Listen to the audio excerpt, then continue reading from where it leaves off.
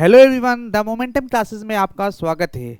आज हम लोग डिस्कशन करेंगे इलेक्ट्रोस्टैट का लेक्चर नंबर 5, जबकि लेक्चर नंबर 1 में हम लोग डिस्कशन किया है प्रॉपर्टीज ऑफ चार्जेस के बारे में। लेक्चर नंबर 2 में डिस्कशन किया है कूलम्ब्स लॉ के बारे में। लेक्चर नंबर 3 में डिस्कशन किया है problem related to Coulomb's law. Lecture number 4 में डिस्कशन किया है problem related to Coulomb's law but थोड़ा एडवांस किया। लेक्चर नंबर 5 में डिस्कशन करेंगे problem related to Coulomb's law, but यहां पे जो होगा स्ट्रिंग चार्ज सिस्टम होगा और इलेक्ट्रिक फील्ड के बारे में डिस्कशन करेंगे लेक्चर नंबर 5 में। चलिए स्टार्ट करते हैं lecture number 5।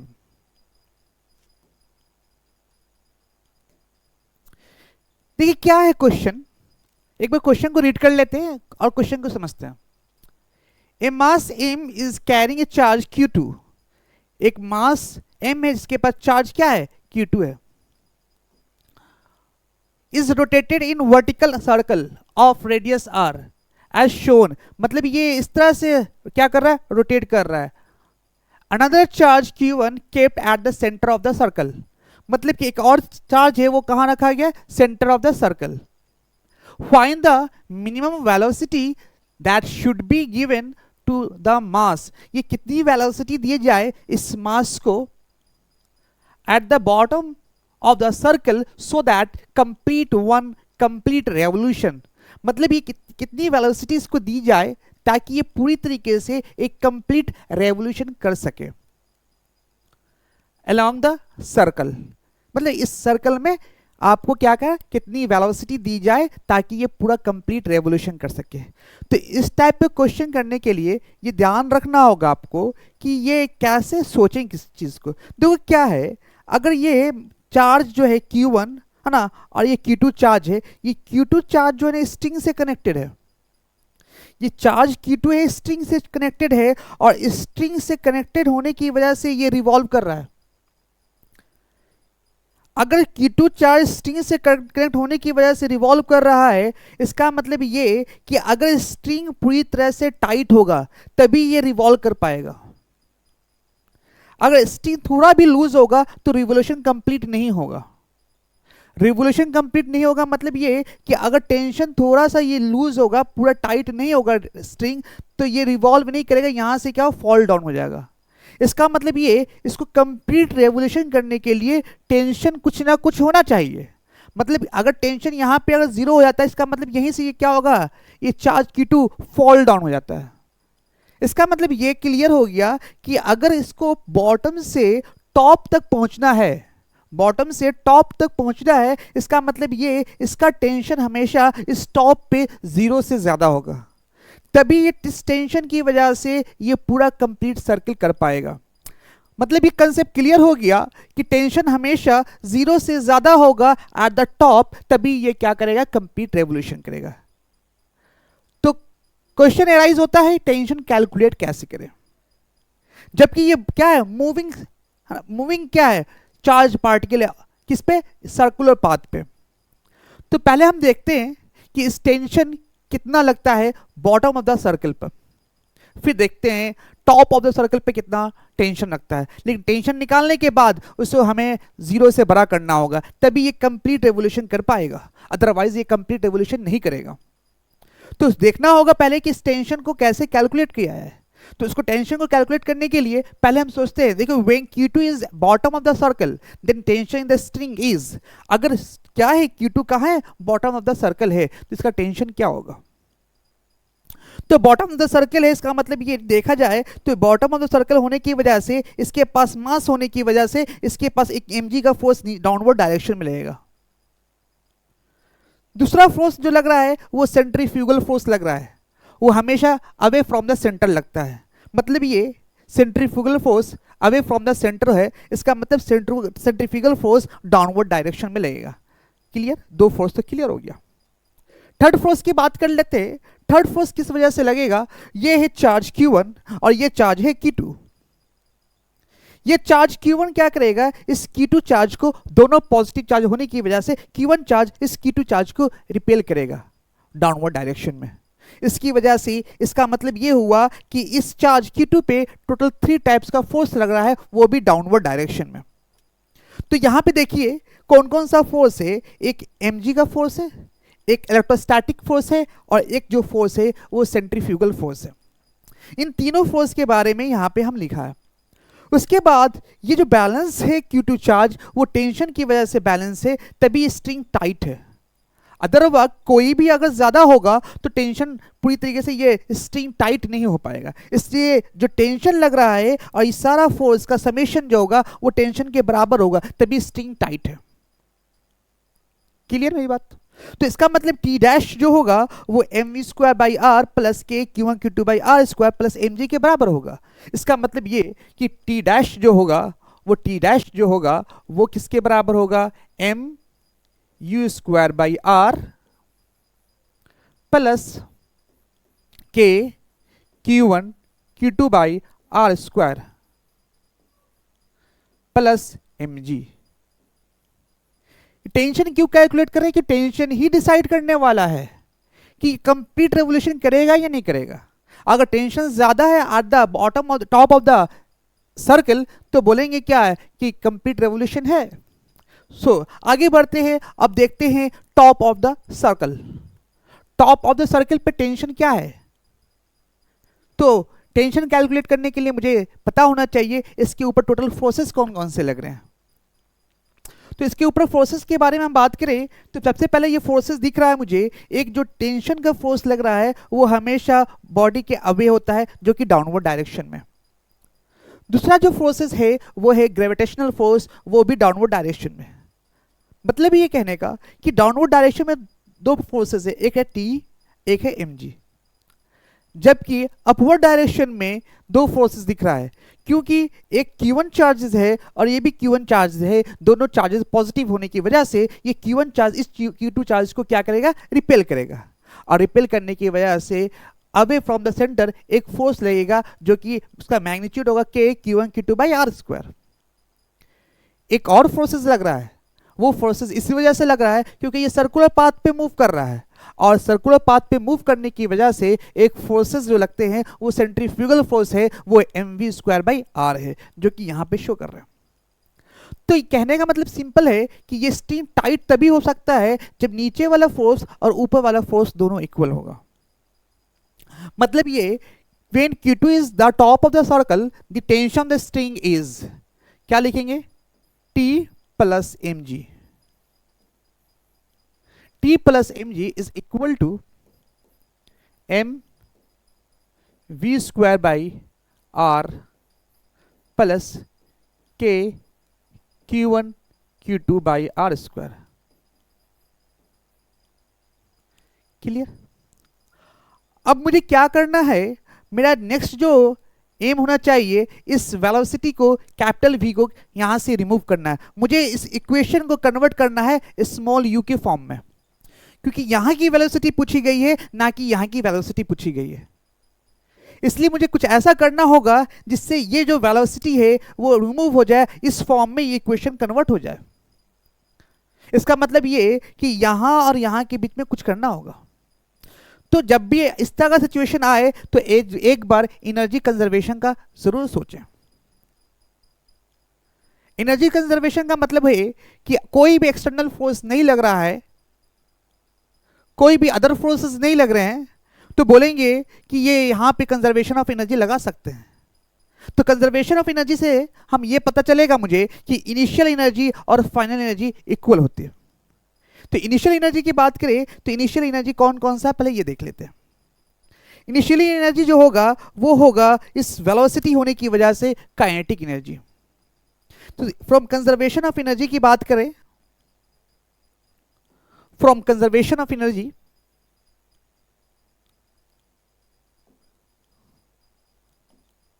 From conservation of energy, from conservation of energy,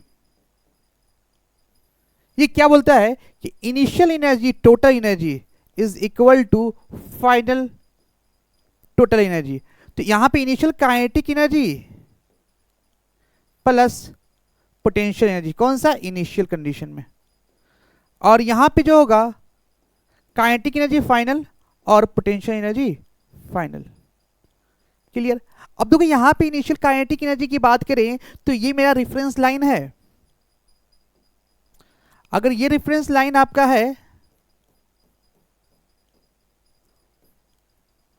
ये आपका रेफरेंस लाइन है, तो इनिशियली काइनेटिक एनर्जी इस वेलोसिटी होने की वजह से काइनेटिक एनर्जी क्या होगा, half M U square plus, और ये पोटेंशियल एनर्जी क्या होगा, यहाँ पे जीरो होगा।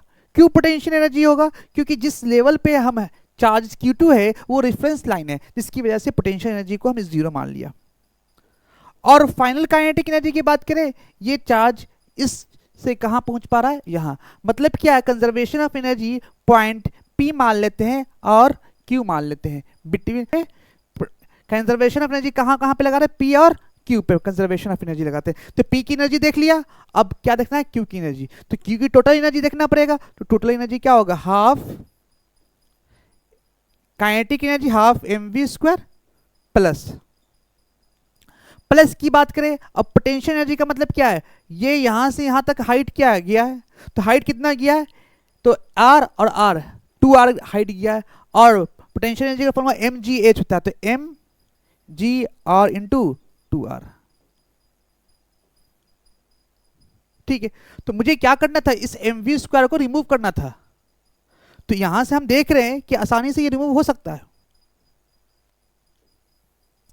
पहले तो m कैंसिल आउट हो जाएगा, कॉमन लेंगे तो दिख रहा है क्या, U square by 2,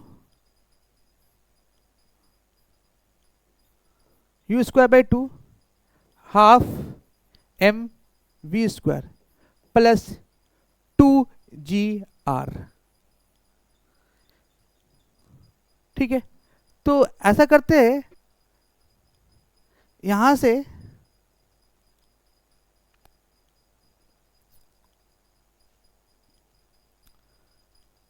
we square by V square की जगह पर पुट करते हैं, तो क्या हो जाएगा, यू स्क्वायर बाई 2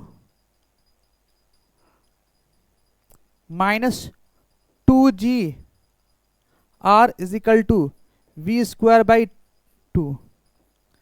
यहां से वेलोसिटी कैलकुलेट कर लेते हैं, तो यहां से वेलोसिटी करें, ये कितना हो जाएगा, यू स्क्वायर 2 से मल्टीप्लाई करेंगे तो क्या हो, U square by 2 into 2 minus 4gr is equal to V square, is equal to V square. इसका मतलब 2 कैंसिल आउट हुआ, तो इसका मतलब वी स्क्वायर की जगह पे क्या हो जाएगा, यू स्क्वायर माइनस 4gr। ये तुम्हारा इक्वेशन नंबर 1 था। ये कहाँ है, इसको इक्वेशन 1 मान लेते हैं, फ्रॉम इक्वेशन 1। ठीक है, तो फ्रॉम इक्वेशन 1 देखते हैं क्या होता है, फ्रॉम यहाँ से वी स्क्वायर बाई आर का, वी स्क्वायर का वैल्यू पुट कर लेते हैं यहाँ पे। चलिए, जैसे ही वी स्क्वायर का वैल्यू पुट करते हैं तो मुझे निकल जाएगा टेंशन, है ना। तो इसको हम अगली लाइन में करते हैं, फ्रॉम इक्वेशन 1, फ्रॉम इक्वेशन तो फ्रॉम इक्वेशन में क्या था 1 में, तो फ्रॉम इक्वेशन 1 में क्या था, टेंशन था।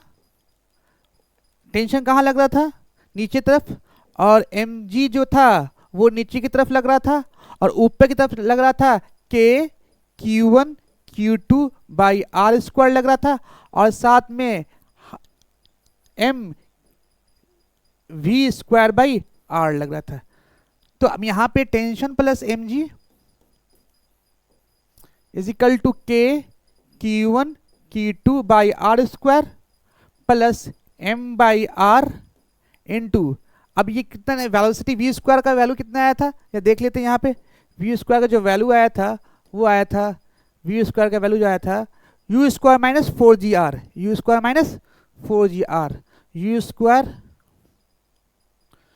Square minus 4gr। चलिए,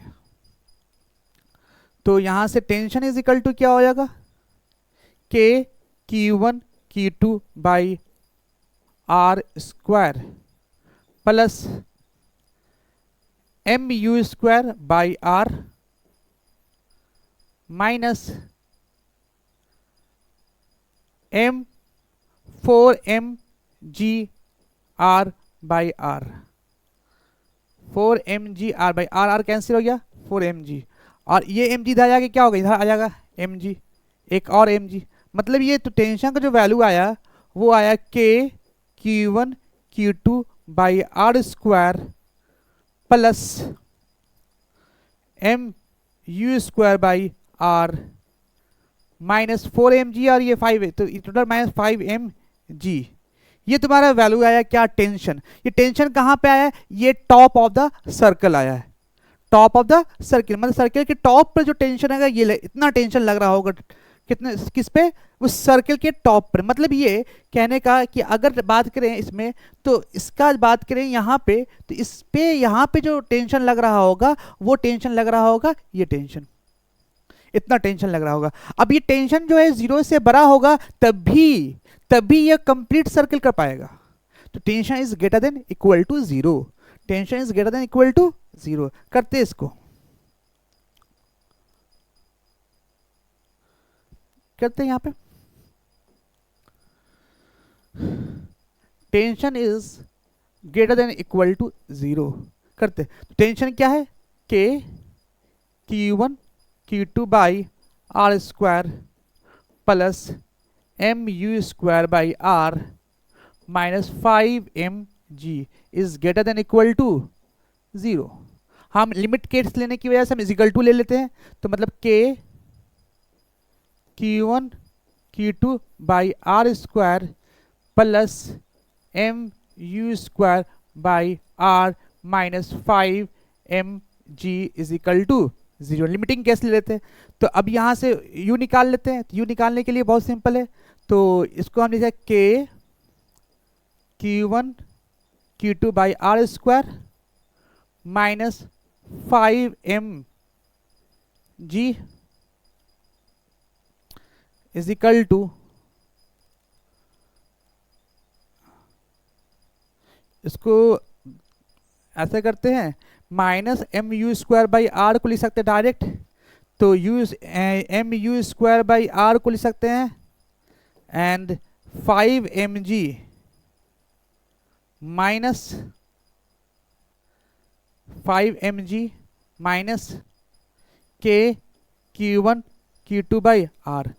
अब r से मल्टीप्लाई कर लेते हैं और m से डिवाइड कर लेते हैं। U square is equal to 5, r से मल्टीप्लाई करेंगे तो 5rg, 5rg, और r से मल्टीप्लाई करेंगे तो k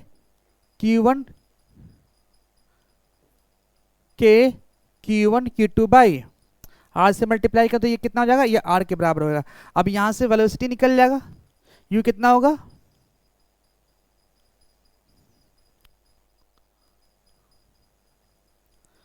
ये तुम्हें इसकी जो वेलोसिटी होगी u इक्वल टू क्या होगा, square root of 5rg minus k q1 q2 by r। ये फाइनली तुम्हारा क्या होगा, आंसर होगा। तो इसको लिख लेते हैं यहाँ पे, क्या आंसर आया, आंसर आया v is equal u is equal to under root 5gr minus k q1 q2 by r। ये आंसर है। मैच कर लेते, क्या यही आंसर है,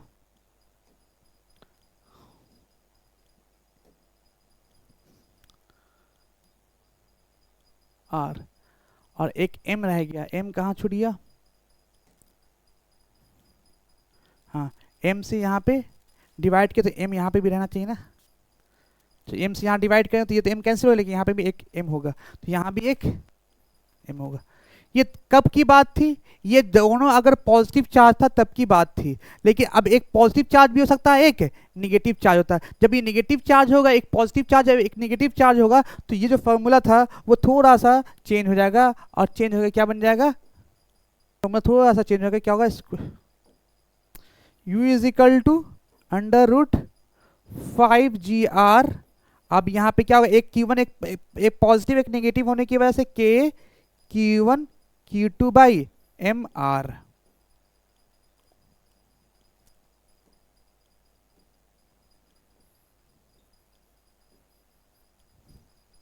ये फाइनली आंसर होगा आपका।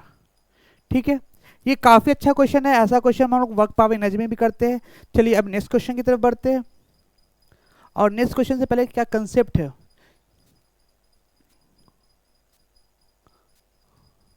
चलिए अब देखिए क्या है। अब ये कूलम्ब्स लॉ वेक्टर फॉर्म है।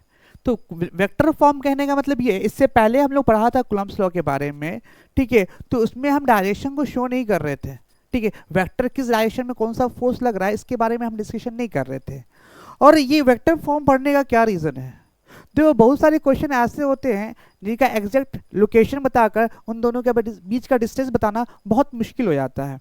तो उस सिचुएशन में हम लोग वेक्टर फॉर्म यूज़ करते हैं, जिससे क्या होता है एप्लीकेशन कूलम्ब्स लॉ का क्या आसान हो जाता है। इसलिए हम वेक्टर फॉर्म पढ़ना पड़ता है। तो देखते हैं क्या होता है वेक्टर फॉर्म। सबसे पहली बात ये, Coulomb's law in vector form में पोजीशन वेक्टर ऑफ q1 का मतलब ये कहने का, ये q1 ये है, इसको हम इज्यूम कर लेते हैं पोजीशन वेक्टर r1, ठीक है। इस पे क्या मान लेते हैं, इसको पोजीशन वेक्टर r2, एक r1 है एक r2 है। अच्छा बताओ, अब पोजीशन वेक्टर ऑफ q1 क्या होगा, हम r1 इज्यूम कर लिया। पोजीशन वेक्टर ऑफ q2 क्या मान लिया है, r2 मान लिया। Position vector of q2 with respect to q1, मतलब ये पोजीशन ऑफ q किसका, q2 का निकालना है q1 के रिस्पेक्ट में। तो समझो ये क्या है पोजीशन वेक्टर, मान लो ये तुम्हारा है एक वेक्टर ये, तो समेशन ऑफ वेक्टर कर सकते हैं। एक वेक्टर ये है और सेकेंड वेक्टर ये है, ठीक है। इसका मतलब ये वेक्टर है, निकालना मुझे वेक्टर ये निकालना है। तो हम जानते हैं r1 वेक्टर, ये r2 वेक्टर, ये मान लेते हैं x वेक्टर, इज्यूम कर लेते हैं x वेक्टर, ठीक है। तो लॉ ऑफ वेक्टर एडिशन से, तो फर्स्ट वेक्टर का हेड सेकेंड वेक्टर का टेल, इन दोनों वेक्टर को ऐड करेंगे तो थर्ड वेक्टर के बराबर हो जाएगा। मतलब ये कहने का कि r1 vector plus x vector is equal to r2 का वेक्टर, क्योंकि लॉ ऑफ ट्रायंगल से, ट्रायंगल लॉ ऑफ एडिशन से हम एक वेक्टर का टेल और फर्स्ट वेक्टर का हेड सेकेंड वेक्टर के टेल को अगर मिलाते हैं और ये फर्स्ट वेक्टर का टेल और सेकेंड वेक्टर का हेड को मिलाते हैं, ये क्या रिजल्टेंट देता है, इन दोनों का समेशन देता है। तो यहां से हम निकाल सकते हैं वेक्टर x बराबर r2 माइनस r1, मतलब ये कितना वेक्टर हो जाएगा, ये r2 माइनस r1।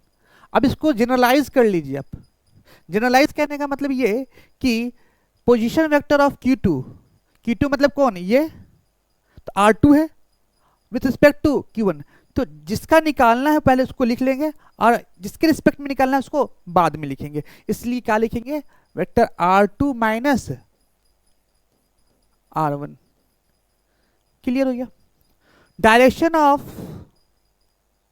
F21 का मतलब क्या, force on 2 by 1, force on 2 पे फोर्स लगने वाला है, किसकी वजह से, 1 की वजह से, है ना। If q1 q2 are same nature, मतलब ये इसका जो डायरेक्शन होगा इस डायरेक्शन में होगा, अगर दोनों सेम नेचर का है तो ये क्या करेगा, इसको रिपेल करेगा। इसको बोलते हैं फोर्स ऑन 2 बाई 1। तो force vector form of the force on q2 due to q1, मतलब force on q2 due to q1, force on q2 due to q1, q2 पे फोर्स q1 की वजह से।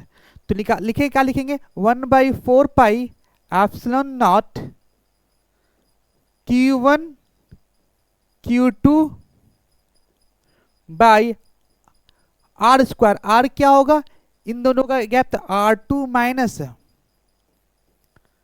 r1 का होल स्क्वायर, और direction क्या होगा, इस डायरेक्शन में होगा। इसके लिए इसको क्या लिखते हैं, इसका unit vector r2 minus r1 vector का क्या होगा, यूनिट वेक्टर। यूनिट वेक्टर लिखने के लिए क्या लिखेंगे, वेक्टर बट डिवाइड बाय उसका मैग्नीट्यूड। तो ये फोर्स क्या होगा, फोर्स जो है force on 2 due to 1/4 pi epsilon naught Q1 Q2, यहाँ पे वेक्टर पे ये चार्ज तो स्केलर क्वांटिटी ना, Q1 Q2 divide by R2 minus R1 का whole cube into R2 minus R1 का पोजीशन वेक्टर। ये फोर्स ऑन 2 ड्यू टू 1, ये तुम्हारा क्या है वेक्टर फॉर्म। मतलब क्या है, ये मैग्नीट्यूड आ गया, होल क्यू, अब उसी का क्या डायरेक्शन डाल दिया। कोई कंफ्यूजन? चलिए आगे बढ़ते हैं। अब देखो ये कूलम्ब्स लॉ इसमें लिखना है क्या, keep the value of Q1 Q2 are with sign, the head of the will be towards the point, अच्छा फोर्स टू बी कैलकुलेटेड। मतलब ये कहने का अगर आपको कैलकुलेट करना है, ठीक है, फोर्स ऑन 2 ड्यू टू 1, तो लिखेंगे क्या, लिखेंगे 1/4 pi epsilon naught Q1 Q2 by are square. R square का मतलब क्या होगा कि इसके 2 और 1 के मतलब position vector of R2 minus position vector of R1 का मैग्नीट्यूड का whole cube into R2 vector minus R1 का वेक्टर। क्लियर हुआ? अगर मान लो कि इसको थोड़ा सा चेंज करके लिखना है, अगर हम लिखना चाहते हैं ऐसे फोर्स को ऐसे लिखना चाहते हैं 1 ड्यू टू 2, तो 1 ड्यू टू 2 निकालना था, मतलब फोर्स ऑन 1 ड्यू टू 2, तो 1/4 pi epsilon naught Q1 Q2। अब लिखेंगे R1 माइनस R2 का मैग्नीट्यूड का whole cube into R1 minus R2 vector form. Clear? ये तुम्हारा क्या है वेक्टर फॉर्म में कूलम्ब्स लॉ है। चलिए आगे बढ़ते हैं। एक क्वेश्चन था, क्वेश्चन दिख नहीं रहा है, चलिए हम इसको यहाँ पे, ठीक है, इस क्वेश्चन का मान लो कि एक क्वेश्चन गिवन है,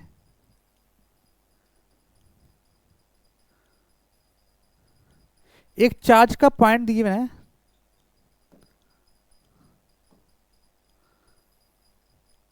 ये पॉइंट मान लो है 2, 3 एंड 4, ठीक है, ये मान लेते हैं P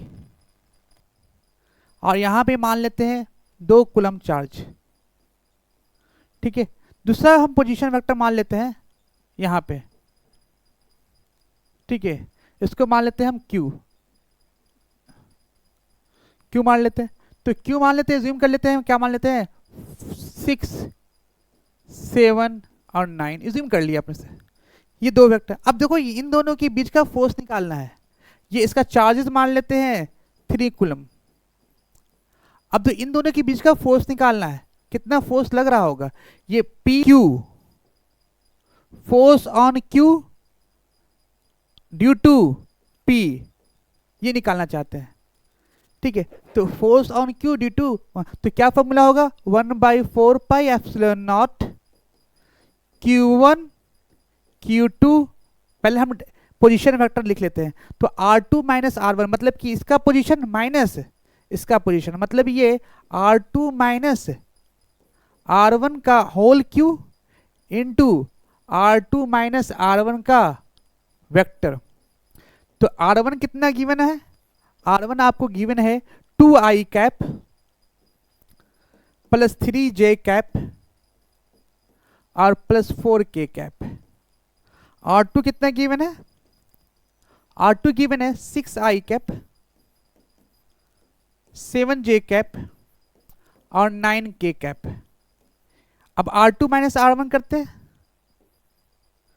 R2 माइनस R1 करेंगे तो क्या होगा, तो 6i cap plus 7j cap और plus 9k cap minus sign 2i cap plus 3j cap और प्लस 4k कैप। इन दोनों का सब्ट्रैक्ट करेंगे तो क्या R2 माइनस R1 निकालना था ना, तो यहाँ पे लिख लेते हैं इसको R2 माइनस R1, तो ये क्या लिखते हैं, R2 वेक्टर माइनस R1 का वेक्टर। तो इसको सब्ट्रैक्ट करते हैं R2 माइनस R1, तो 6 minus 2 4 I cap, 7 minus 3 4 J cap, plus 9 minus 4 5 K cap. ये आपका डायरेक्शन निकला R2 माइनस R1 का, ठीक है, R2 माइनस R1 का ये डायरेक्शन निकल गया। अब इसका मैग्नीट्यूड निकालना पड़ेगा मुझे, इसका मैग्नीट्यूड निकालते हैं। तो R2 माइनस R1 का मैग्नीट्यूड, तो क्या, स्क्वायर रूट ऑफ 4 का स्क्वायर प्लस 4 का स्क्वायर प्लस 5 का स्क्वायर, कितना 16 प्लस 16 प्लस 25, तो हो जाएगा कितना 25 50 7। इतना रूट क्या होगा इसका मैग्नीट्यूड। अब इसका फोर्स लिखने जाते हैं। देखिए फोर्स कैसे लिखाएगा, फोर्स का जो फॉर्मूला क्या है, फोर्स का जो फॉर्मूला है वो QP निकालना चाह रहे थे ना, फोर्स ऑन Q है ना ड्यू टू P। तो साफ साफ देखो क्या लिखा, force on Q due to P निकालते हैं। तो क्या लिखेंगे, सबसे पहले तो 1/4 pi epsilon not, 1/4 pi epsilon not, और Q1 की जगह पे दिया हुआ है कितना 2 कूलम दिया हुआ है, और यहाँ पे क्या दिया हुआ है 3 कूलम, 2 कूलम और 3 कूलम, यहाँ पे लिख सकते हैं 2 coulomb into 3 coulomb divide by R। R का मतलब क्या है, इसका मैग्नीट्यूड का होल क्यू, मतलब क्या है 57 का जो स्क्वायर, 57 जो आया है 57 का होल क्यू लिखा। उसके बाद इसका डायरेक्शन देना है, इसका क्या देना है डायरेक्शन, इसका डायरेक्शन दे देते, क्या होगा इसका डायरेक्शन, इसका डायरेक्शन होगा ये वाला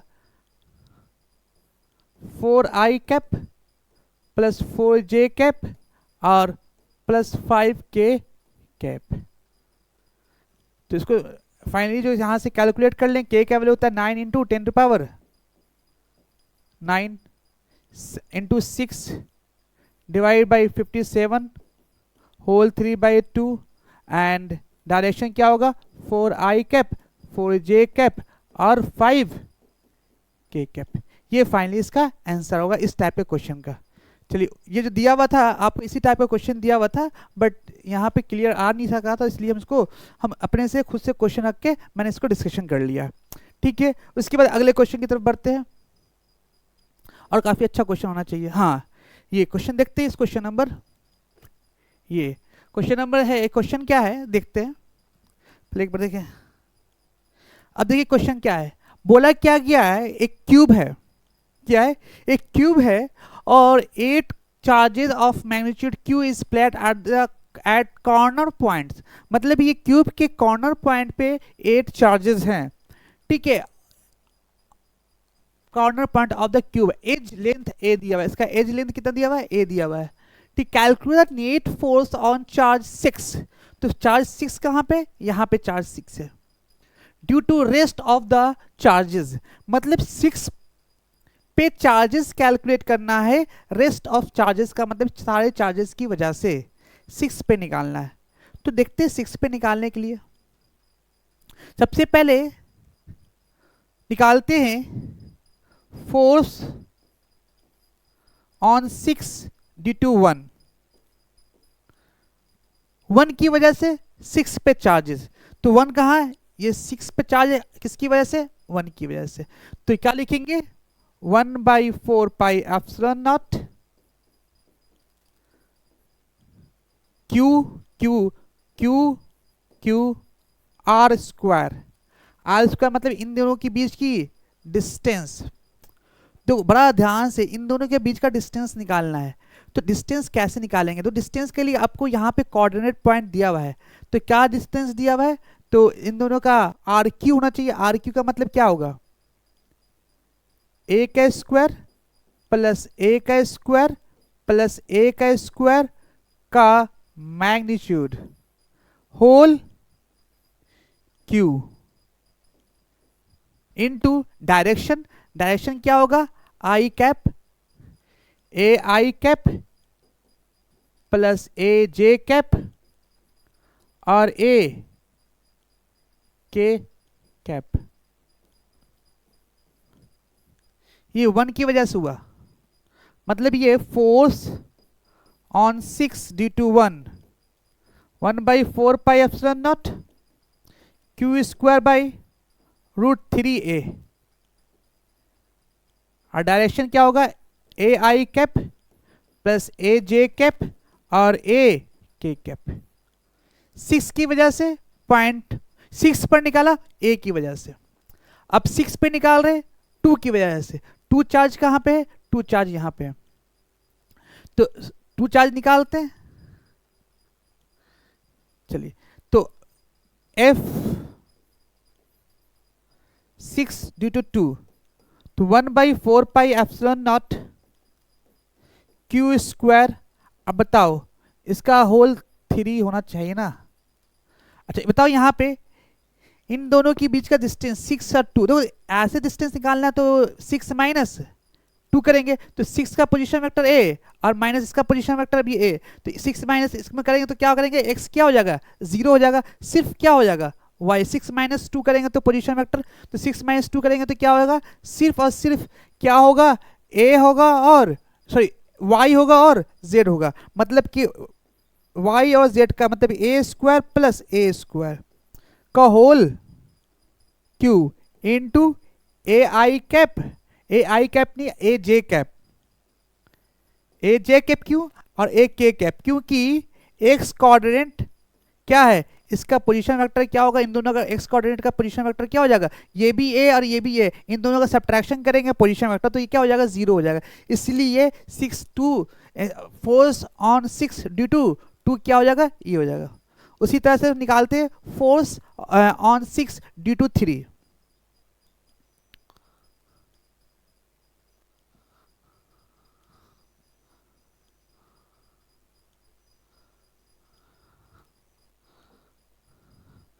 तो फोर्स ऑन 6 ड्यू टू 3 1/4πε0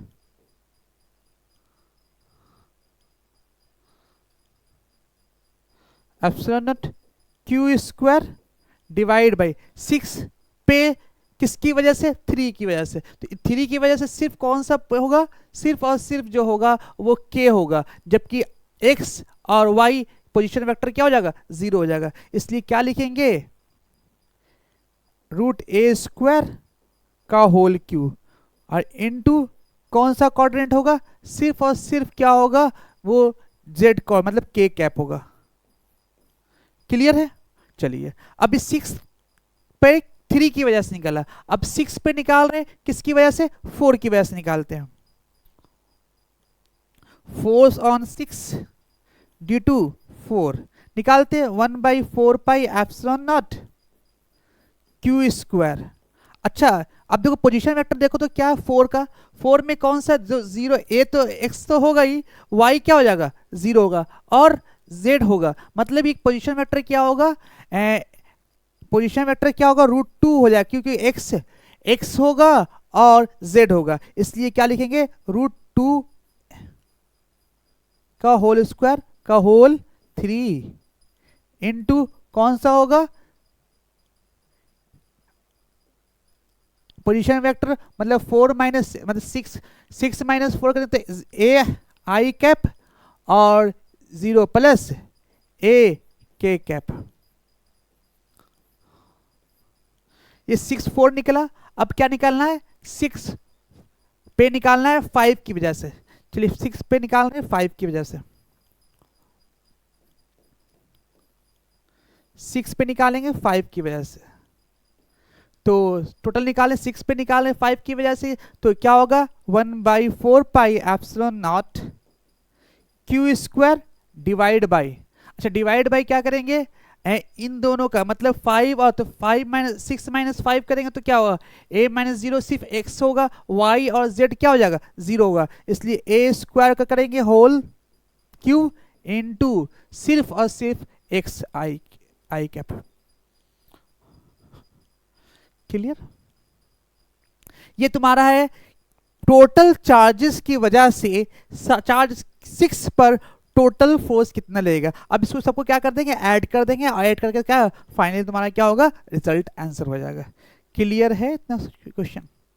इसी तरह से आपको कैलकुलेट करना। नेट निकालने के लिए कैसे क्या निकालेंगे, नेट फोर्स निकालेंगे कैसे, तो नेट फोर्स निकालेंगे कैसे, तो F6 पे 1 की वजह से, F6 पे 2 की वजह से, F6 पे 3 की वजह से, F6 पे 4 की वजह से, F6 पे 5 की वजह से, सबको क्या कर देंगे, सम कर देंगे। सबका निकाल दिया, इसको हम सम कर सकते हैं। क्लियर। चलिए इसके बाद बढ़ते हैं आगे नेक्स्ट क्वेश्चन की तरफ।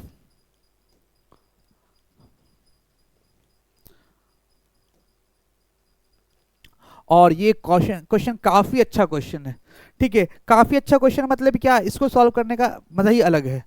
तो इसमें क्वेश्चन क्या गिवन है, पहले हम क्वेश्चन को समझाने की कोशिश करते हैं, ठीक है।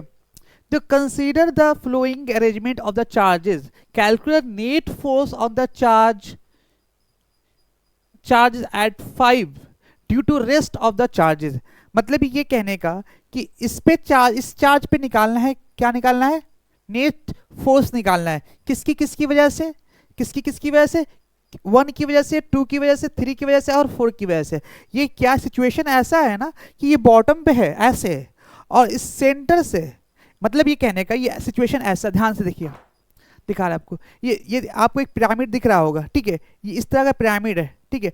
अगर ये पिरामिड है तो ये नजदीक से दिखाने की कोशिश करते हैं। देखिए ये पिरामिड इस तरह का दिख रहा है आपको, तो ये पिरामिड जो दिख रहा है, यहाँ पे एक चार्जेस है, एक चार्जेस यहाँ पे है, एक चार्जेस यहाँ पे है, और एक चार्जेस यहाँ पे है, और एक चार्जेस यहाँ पे। टोटल क्या कितने चार्जेस है, 4 चार्जेस है। और 4 चार्जेस के साथ साथ एक 5th चार्जेस कहाँ रखा है, यहाँ पे रखा गया है, ठीक है। इस 5th चार्ज पे निकालना है नेट फोर्स, किसकी किसकी वजह से, इस 4 चार्जेस की वजह से, ठीक है। इस 4 चार्जेस की वजह से नेट फोर्स किस पे निकालना है, 5th पे निकालना है। सबसे पहली बात ये, तो इसका कोऑर्डिनेट कैसे लिखेंगे। देखिए क्या है, कोऑर्डिनेट लिखना बहुत मतलब आसान है। मान लो कि ये तुम्हारा नीचे और पॉइंट दिख रहा है, ये सेंटर इज्यूम कर लेते हैं।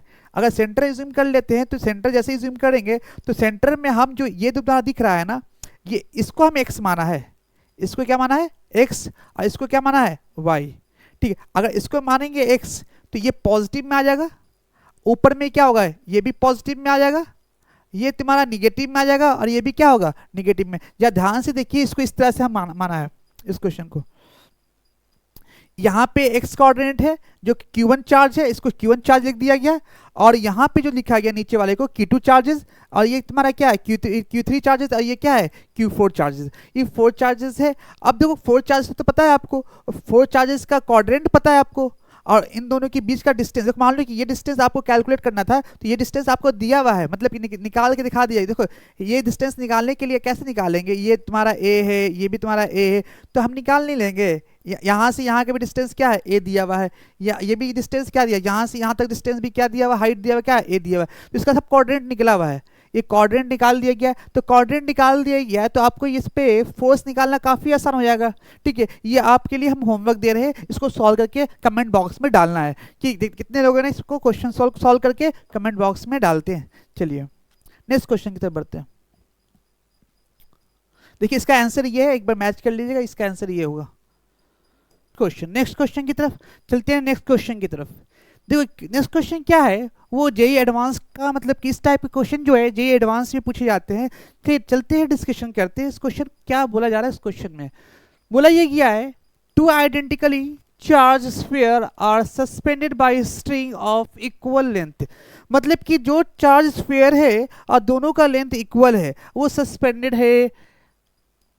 The string makes an angle 30 degree with the head vertical जो given है, vertical से 30 डिग्री है, when suspended in liquid of density 0.8 ग्राम पर सेल। इसको क्या कर दिया, लिक्विड में सस्पेंड कर दिया गया, इस तरह से जैसे लिक्विड में डाल दिया गया है। अगर इस लिक्विड में डालने के बाद पूछा गया है ना, द एंगल रिमेन सेम। अगर एंगल क्या है इसका, रिमेन सेम, एंगल चेंज नहीं कर रहा है। अगर एंगल चेंज नहीं कर रहा है, what is the dielectric constant of liquid, जबकि डेंसिटी ऑफ स्फीयर, स्फीयर की डेंसिटी आपको पता है, स्फीयर की डेंसिटी पता है और लिक्विड की डेंसिटी पता है आपको। तो मतलब ये क्वेश्चन ये बोला कि अगर एयर में 2 चार्ज पार्टिकल अगर एंगल थीटा से सस्पेंडेड है, तो बताना ये है कि अगर वो चार्ज पार्ट के चार्ज और मास सिस्टम जो है, चार्ज स्ट्रिंग सिस्टम, अगर उसे लिक्विड में लेकर जाते हैं तो एंगल सेम रखना है, और तो एंगल सेम रखने के लिए डाइलेक्ट्रिक कांस्टेंट क्या होना चाहिए। फिर से बात रिपीट कर रहे हैं कि एयर में स्ट्रिंग चार्ज सिस्टम है जो कि एंगल 30 डिग्री दिया हुआ है, सेम 30 डिग्री एंगल आपको लिक्विड में रखा है, और रखना 30 डिग्री ही एंगल है, लेकिन आपको ये कैलकुलेट करना है कि इस लिक्विड का रिफ्रैक्टिव इंडेक्स क्या रखे ताकि एंगल चेंज ना करे। करते तो इस तरह की सिचुएशन में सबसे पहले हम एयर का कंडीशन करेंगे, एयर में क्या हो रहा है, फिर उसके बाद लिक्विड में क्या हो रहा है, हम दोनों को कंपेयर करेंगे। चलिए सबसे पहले हम एयर की बात कर ले, तो एयर में देखा जाए तो यहाँ पे एंगल क्या है, थीटा है, और इस चार्ज क्यू पे टोटल जो फोर्स लग रहे हैं वो फोर्स इस चार्ज की वजह से लग रहा है, और इस चार्ज क्या करेगा, इस इलेक्ट्रोस्टैटिक फोर्स लगाएगा और उसको रिपेल करेगा, जो कि Fe से दिखाया गया है। इलेक्ट्रोस्टैटिक फोर्स लग रहा है, और mg का फोर्स जो है वो ग्रेविटेशनल फोर्स है, और ये तुम्हारा फोर्सेस है, ये टेंशन का फोर्सेस है। ये तीन फोर्सेस दिख रहे हैं, लेकिन तीनों फोर्स जो है वो x और y डायरेक्शन में नहीं है, जबकि दो है x डायरेक्शन में, ये x डायरेक्शन में है, और ये क्या है, y डायरेक्शन में, जबकि टेंशन जो है x और y के बीच में जा रहा है। तो मुझे करना क्या होता है, रिजॉल्व करना होता है टेंशन को x और y डायरेक्शन में। तो जैसे हम रिवॉल्व करेंगे, ये एंगल 30 डिग्री है, तो ये अभी एंगल कितना हो जाएगा, ये भी 30 डिग्री एंगल हो जाएगा। तो इसका एक कंपोनेंट टी कॉस थीटा होगा, दूसरा कंपोनेंट क्या होगा, टी साइन थीटा होगा। अगर चार्ज पार्टिकल ऐसे है, इसका मतलब क्या, वर्टिकल जो फोर्सेस है वो बैलेंस है, और हॉरिजॉन्टल फोर्सेस भी बैलेंस है। मतलब ये कहने का कि टी कॉस थीटा वो mg के बराबर होगा, और टी साइन थीटा fe के बराबर होगा। ये टी कॉस थीटा mg के बराबर और टी साइन थीटा fe के बराबर। अब इन दोनों को डिवाइड कर दे, तो टी कॉस थीटा बाय, अब डिवाइड करेंगे तो क्या करें, T sine theta divide by T cos theta करेंगे तो क्या होगा, T sine theta divide by T cos theta. तो is equal to T sine theta का मतलब क्या है, K Q by are square into M G. तो टी टी कैंसिल हो गया, टैन थीटा का वैल्यू कितना हो जाएगा, K Q square by M G R square. ये इक्वेशन मान लेते थर्ड इक्वेशन। ये एयर की बात हो गई, ठीक, लेकिन एयर में नहीं, मुझे इस सिस्टम को किसी लिक्विड में लेकर जाना है, और लिक्विड का डाइलेक्ट्रिक कांस्टेंट क्या रखे ताकि ये एंगल चेंज ना करे। चलिए देखते हैं आगे। अब इस लिक्विड में इस स्ट्रिंग चार्ज सिस्टम को लेकर आ जाते हैं। स्ट्रिंग चार्ज सिस्टम को इस लिक्विड में ले जाने से क्या क्या फोर्स लगेगा, पहले ये देख लेते हैं। सबसे पहली बात ये कि जो ग्रेविटेशनल फोर्स तो लगेगा ही लगेगा, mg का फोर्स, उसके बाद इलेक्ट्रोस्टैटिक फोर्स तो लगेगा ही लगेगा, और टेंशन फोर्स तो लगेगा ही लगेगा, इस डायरेक्शन में टेंशन फोर्स लगेगा, ठीक है, और उसके बाद एक एक्स्ट्रा फोर्स लगेगा, वो फोर्स ऑफ बॉयंसी है। फोर्स ऑफ बॉयंसी किस वजह से लगता है, किसी भी लिक्विड में अगर कोई भी मास m जाता है तो वो क्या करता है, force of buoyancy upward direction में लगाता है, जिसका जो मैग्नीट्यूड होता है v रो जी, या v क्या है, वॉल्यूम ऑफ द मास, और रो क्या है, लिक्विड का रो, और g क्या है, ग्रेविटेशनल कांस्टेंट। ये ऊपर की तरफ रहेगा FB, जिसको बोले फोर्स ऑफ बॉयंसी, इधर इलेक्ट्रोस्टैटिक फोर्स, इधर mg का फोर्स। इसका मतलब यहाँ पे जो फोर्सेस लग रहा है वो देख लेते हैं कौन कौन सा फोर्स लग रहा है, ठीक है। तो यहाँ पे इस पे जो फोर्स लगेगा, इसका थीटा एंगल होगा ये, तो इसका मतलब T cos theta, T cos theta plus buoyancy force ऊपर में लग रहा है ना। देखिए इसका एक कंपोनेंट क्या होगा, इसका थीटा एंगल होने की वजह से, एक थीटा एंगल होने की वजह से इसका एक कंपोनेंट जो लगेगा उसका टी कॉस थीटा होगा, और दूसरा कंपोनेंट जो होगा टेंशन का इस डायरेक्शन में लगेगा, जो कि टी साइन थीटा होगा। अभी भी ये क्या है, इक्विलिब्रियम पोजीशन पे है, तो T cos theta plus F B, is equal to M G. Equation 1 हो गया। इक्वेशन क्या, इसको हम और सॉल्व करते हैं तो क्या हो, T cos theta is equal to M G minus F B. F B का मतलब क्या है, फोर्स ऑफ बुयांसी। तो mg को mg लिख दिया। mg को क्या लिख सकते हैं, मास दिया हुआ, तो मास की जगह पे दिया हुआ क्या, v दिया हुआ volume of the mass, volume of the mass v, और इस मास का क्या कर दे, डेंसिटी, मतलब इस ब्लॉक की डेंसिटी दिया हुआ है, इसको हम क्या बोले, स्फीयर बोलते हैं। स्फीयर की डेंसिटी हम रो एस बोल देते हैं। और ये तुम्हारा क्या, डेंसिटी को वॉल्यूम से मल्टीप्लाई करे तो मास निकल जाता है, और ये क्या है, जी। उसी तरह से फोर्स ऑफ बुयांसी निकलता है v। रो, रो किसका, रो जो है वो लिक्विड का होना चाहिए, और ये g। इसका मतलब ये t cos थीटा जो होगा, vg अगर कॉमन निकाल लेते वॉल्यूम और g, तो रो किसका, स्फीयर का, माइनस रो किसका, लिक्विड का। ये तुम्हारा t cos थीटा होगा। जबकि t sin थीटा क्या होगा, fe के बराबर होगा। बहुत इंपॉर्टेंट पॉइंट है यहाँ पे सोचना, Fe के बराबर होगा। Fe क्या है यहाँ पे, इलेक्ट्रोस्टैटिक फोर्स है ना। तो इलेक्ट्रोस्टैटिक फोर्स जो होता है वो k q1 q2 by are square, where k क्या होता है, 1/4 pi epsilon naught. Epsilon naught तब लिखते हैं जब वहां पे एयर होता है, जबकि अगर एयर की जगह पे कोई दूसरा मीडियम है तो उसको लिखते हैं epsilon naught into epsilon naught R, relative permittivity, जिसको हम डाइलेक्ट्रिक कांस्टेंट बोलते हैं। इसका मतलब Fe की जगह पे लिखेंगे क्या, k, और उसको डिवाइड करते हैं किसका, रिलेटिव परमिटिविटी r से, है ना, k q1 q2 by are square. तो आर स्क्वायर का मतलब क्या है, k q1 q2 by are square. तो आर स्क्वायर की जगह पे लिख सकते हैं k q1 q2 by are square, या k q1 q2 by are square. तो r कुछ भी होगा, कोई दिक्कत नहीं है, k q1 q2 by are square, कोई कंफ्यूजन नहीं। चलिए k q1 q2 by are square, यही मुझे निकालना है। ये जो दिया हुआ डाइलेक्ट्रिक कांस्टेंट जिसको बोलते हैं ना, डाइलेक्ट्रिक कांस्टेंट या रिलेटिव परमिटिविटी, ये कैलकुलेट करना। अब इन दोनों को डिवाइड कर लेते हैं। तो जैसे डिवाइड करते हैं तो क्या होगा, देखिए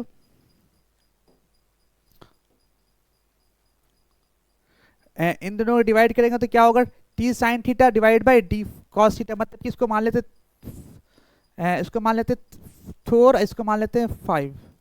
पहले टी साइन थीटा ऊपर में लिखते हैं, तो T sine theta Y by T cos theta. तो क्या होगा, K Q square by are square into ये क्या हो जाएगा, वी जी, रो लिक्विड का, रो क्या स्फीयर का, माइनस रो लिक्विड का। इतना कर लिया। इसको काटेंगे तो क्या होगा, tan थीटा के बराबर हो जाएगा। tan थीटा का मतलब थीटा कितना है, 30 डिग्री है। तो tan 30 डिग्री का वैल्यू दिया होगा इज इक्वल टू k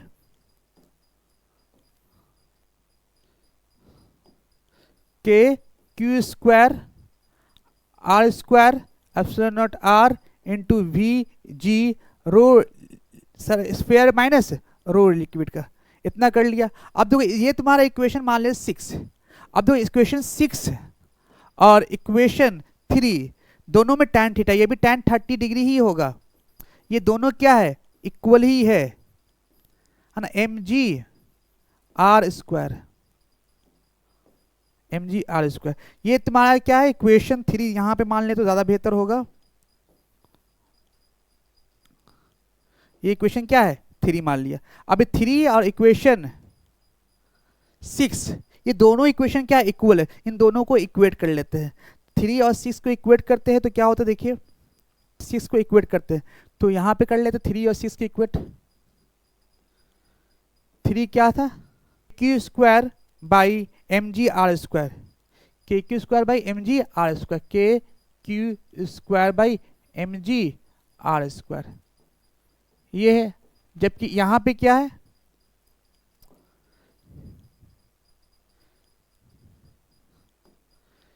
के Q square by epsilon R, relative permittivity है ना इसलिए आर लिख रहे हैं, epsilon R into R square V G volume into G, rho sphere minus rho liquid. तो K Q square cancel out, ठीक है, और यहां से आर स्क्वायर कैंसिल आउट, यहां से जी कैंसिल आउट, तो 1/m, m को लिख सकते क्या, रो इसका स्फीयर का into volume, m divide by 1/ε0r into v and rho s minus rho l। यहाँ से वॉल्यूम भी क्या होगा, कैंसिल हो जाएगा। मतलब ये ε0r जो होगा वो होगा रो s upon rho s minus rho l के बराबर। यही क्या होगा, जबकि ये दोनों दिया हुआ है ना, रो एस दिया हुआ है, रो एस माइनस एल, मतलब इन दोनों की बात करें, रो एस कितना दिया हुआ है क्वेश्चन में देखिए, तो रो एस का value 1.6 and 0.8, 1.6 and 0.8, rho S का वैल्यू देखिए, ध्यान से देखिए, रो एस का वैल्यू क्या दिया हुआ है, लिक्विड का दिया हुआ है 0.8, जबकि स्फीयर का 1.6, तो रो एस का वैल्यू कितना है 1.6 डिवाइड बाय 1.6 माइनस 0.8 कितना होगा, 1.6 डिवाइड बाय 0.8 करके कितना आ जाएगा 2 टाइम्स में। मतलब क्या है, रिफ्रैक्टिव इंडेक्स क्या हो जाएगा, रिलेटिव रिफ्रैक्टिव इंडेक्स, या हमको बोलते हैं इसको डाइलेक्ट्रिक कांस्टेंट, 2 आंसर आ जाएगा ये। और काफी अच्छा क्वेश्चन था, एक बार फिर से हमको समझाने की कोशिश करें, ध्यान से देखिए।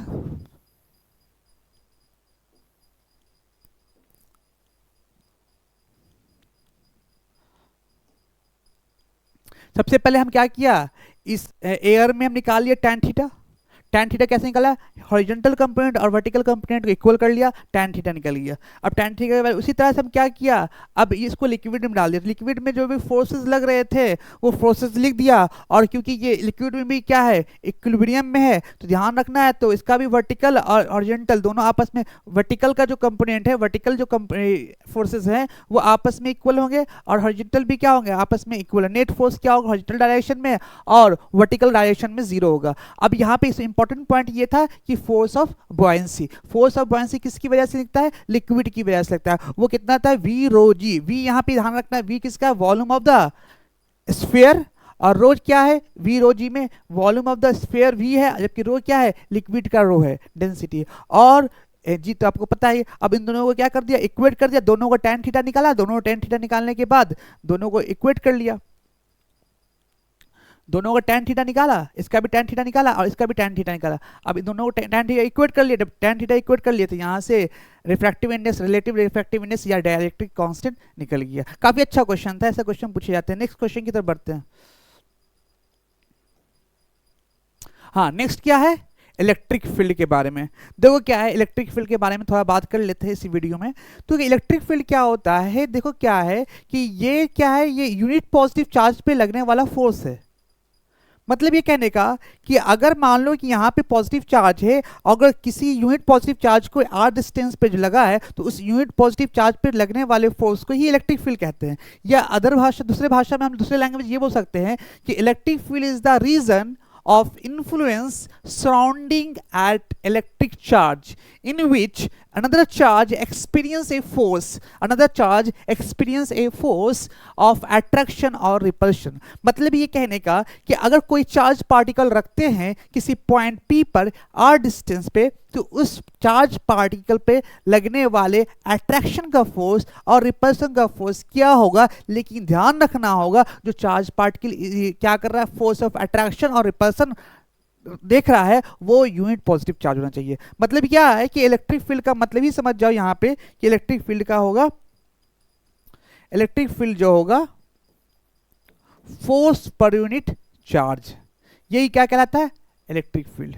ठीक है, अब तो यहां से इलेक्ट्रिक फील्ड बाहर निकल रहा है, ये निकल रहा है, कहां जा रहा है, नेगेटिव चार्ज की तरफ जा रहा है। तो ये पॉजिटिव चार्ज क्या कर रहा है, इस पॉजिटिव चार्ज की वजह से नेगेटिव चार्ज पे क्या लग रहा है, क्या इसका इलेक्ट्रोस्टैटिक फोर्स लग रहा है। तो ये इलेक्ट्रोस्टैटिक फोर्स को दिखाने का तरीका है जो कि इलेक्ट्रिक फील्ड से दिखाते हैं। लेकिन ध्यान रखना, वो जो जिस पे फोर्स लग रहा है वो यूनिट पॉजिटिव चार्ज होना चाहिए। उसके बाद test charge, it is positive charge of unit magnitude, मतलब ये कि जो चार्जेस पे फोर्स लग रहा है वो फोर्स का जो मैग्नीट्यूड होना चाहिए ये यूनिट होना चाहिए। दूसरी बात ये, it gives the direction of the strength electric field in space without any influence the electric field, मतलब ये कि ये बताता है कि किसी पॉइंट पे इलेक्ट्रिक फील्ड का स्ट्रेंथ क्या है। फॉर एग्जांपल मान लो यहाँ पे पॉजिटिव चार्ज है, तो यहाँ पे पॉजिटिव चार्ज है, तो पॉजिटिव चार्ज में देख क्या बात कर रहे हैं कि इस पॉइंट पे किस पॉइंट पे कितना स्ट्रेंथ होगा ये कैलकुलेट करना चाहते हैं। मतलब ये कहना है कि इलेक्ट्रिक फील्ड का स्ट्रेंथ को कैलकुलेट करने के लिए इज्यूम कर ले कि पॉजिटिव चार्ज है, अगर पॉजिटिव चार्ज का इज्यूम कर ले तो यहाँ पे जो पॉइंट दिख रहा है तो इस पॉइंट दो है दोनों के बीच में है, ठीक है, तो इन दोनों के बीच का डिफरेंस क्या है, ज्यादा है, तो इसका मतलब इलेक्ट्रिक फील्ड जो है स्ट्रेंथ बता रहा है यहाँ पे कि इलेक्ट्रिक फील्ड स्ट्रेंथ कम है। अब यहाँ पे पॉइंट की बात करें, इस पॉइंट पे इलेक्ट्रिक फील्ड लाइंस जो है बहुत नजदीक है, इसलिए बोल सकते हैं कि स्ट्रेंथ ज्यादा है। तो इस तरह का डिस्कशन अभी आगे नेक्स्ट वीडियो में करेंगे कि इलेक्ट्रिक फील्ड के बारे में, इलेक्ट्रिक फील्ड लाइंस क्या होता है, उसके इलेक्ट्रिक फील्ड के प्रॉपर्टीज के बारे में। तो अब तक ये जान गए कि इलेक्ट्रिक फील्ड होता क्या है। इलेक्ट्रिक फील्ड सिंपल से चीज क्या है कि किसी यूनिट पॉजिटिव चार्ज पे लगने वाला फोर्स को इलेक्ट्रिक फील्ड बोलते हैं। तो यूनिट पॉजिटिव चार्ज पे लगने वाले फोर्स को क्या बोलते हैं, इलेक्ट्रिक फोर्स। इसका यूनिट क्या हो, फोर्स पर यूनिट चार्ज। फोर्स पर यूनिट चार्ज का मतलब न्यूटन पर कूलम। फोर्स पर यूनिट चार्ज का मतलब क्या होगा, force by Q is equal to electric field. तो इलेक्ट्रिक फील्ड निकालने के लिए क्या करना, फोर्स का मतलब क्या है 1/4πε0 और Q1 Q2 by are square. और किस पे लग रहा है, मान लो Q1 पड़ेगा तो Q1 से डिवाइड कर लेंगे, तो क्या हो जाएगा नेट इलेक्ट्रिक फील्ड क्या हो जाएगा यहाँ पे K Q1 Q2 by r का स्क्वायर, क्या लिखेंगे आर का स्क्वायर। ये इलेक्ट्रिक फील्ड का फॉर्मूला था, जहां पे K Q1 Q2 by are square था। अब इलेक्ट्रिक फील्ड का फॉर्मूला क्या होगा, K Q by are square. किस वजह से, किस चार्ज की वजह से फोर्स लग रहा है, किस चार्ज की वजह से इलेक्ट्रिक फील्ड लग रहा है, उस चार्ज को यहाँ पे मेंशन करना पड़ता है। जिस चार्ज की वजह से इलेक्ट्रिक फील्ड जनरेट हो रहा है उस चार्ज को यहाँ पे मेंशन करना पड़ता है कि क्या लग रहा है इलेक्ट्रिक फील्ड। चलिए इसके बारे में, इलेक्ट्रिक फील्ड के बारे में ही लेक्चर नंबर 6 में डिस्कशन करेंगे। इसके बाद का जो वीडियो होगा वो लेक्चर नंबर 6 होगा।